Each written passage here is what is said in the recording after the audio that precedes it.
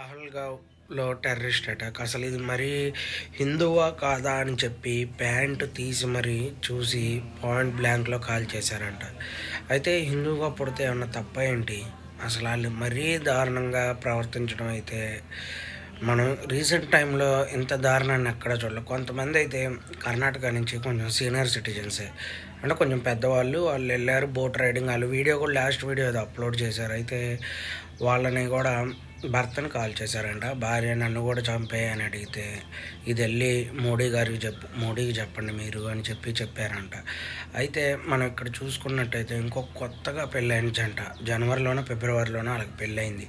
వాళ్ళు కూడా మామూలుగా అది టూరిస్ట్ ప్లేస్. ఎక్కువ మంది టూరిస్టులు వెళ్తారు. దాన్ని ఫారిన్ కంట్రీలా ఉండిద్దని కూడా చాలామంది అంటారు. అయితే అక్కడికి వెళ్ళినప్పుడు తనని కూడా చంపేస్తే తను అక్కడ కూర్చొని ఏడుస్తూ ఉంది. ఇప్పుడు ఆ ఫోటో అయితే వైరల్ అవుతుంది. చాలామంది బాధపడుతున్నారు. తను మిలిటరీ ఆఫీసర్ అంట కూడా.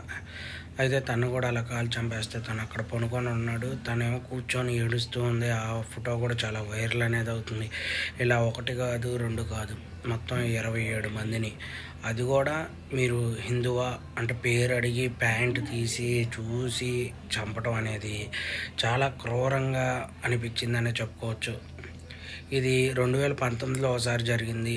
అది కొంచెం బాంబ్ బ్లాస్ట్ టైప్. కానీ ఇప్పుడు మరీ దారుణంగా ఎతికి మరీ చంపినట్టు ఉన్నారు. అసలు ఆళ్ళని దొరికితే వదలకుండా ఏదో ఒక శిక్ష పడేలా శిక్ష కాదు, ఇంకా వాళ్ళని కూడా ఎన్కౌంటరే చేయాలి మ్యాక్సిమం.